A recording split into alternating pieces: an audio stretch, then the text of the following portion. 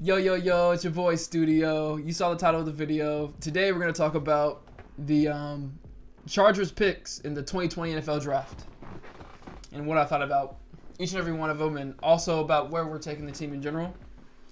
Um, this draft, I was really concerned about life after Phillip Rivers, and we did address quarterback with Justin Herbert, somebody who's going to sit and ideally he sits for a year to 2 years behind Tyrod Taylor, and we develop him, and he's able to take advantage of those great physical skills that he has as our starting quarterback. I would say it's an average pick. I would say average as far as the choice, and I mean they didn't have that much of a choice. Tua was off the board, Burrow was off the board. The only other choice I would have considered would have been Jordan Love, who also offers a similarly high ceiling, but needing to also a guy that needs to sit behind someone.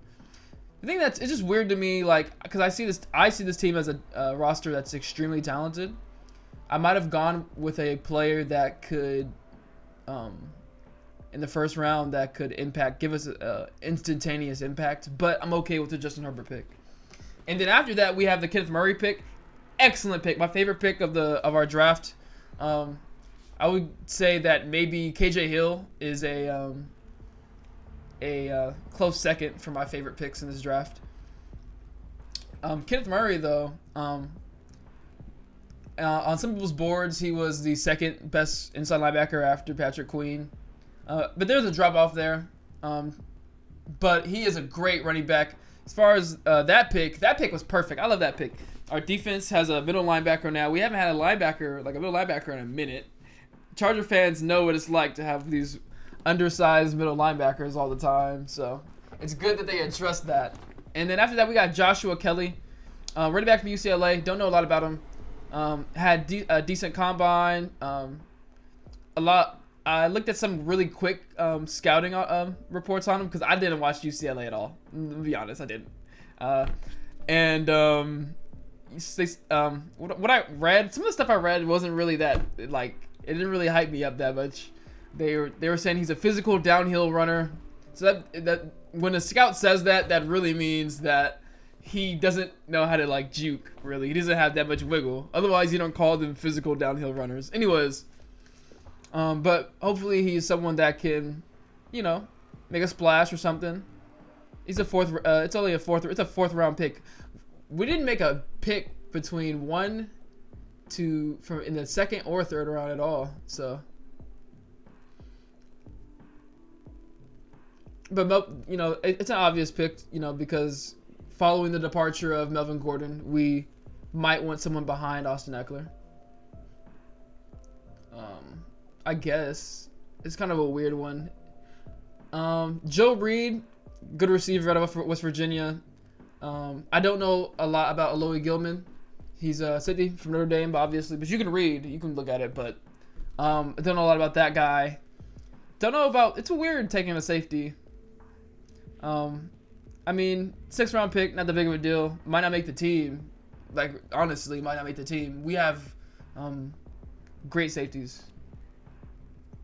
Or at least one good safety with Derwin James. We have one excellent safety, one generational safety. That's why, in a way, I kind of wish that we got Isaiah Simmons. We would have had Isaiah Simmons and Derwin James. And in a way, I think Derwin James' performance in the NFL kind of boosted Isaiah Simmons' draft stock in a little bit, maybe in some way, because he's an example of a hybrid defender in the league that has success. And the more examples you have of success in the league, the more likely teams are to actually draft those kind of guys. But yeah, in general though, my biggest concern, we did not address offensive left tackle.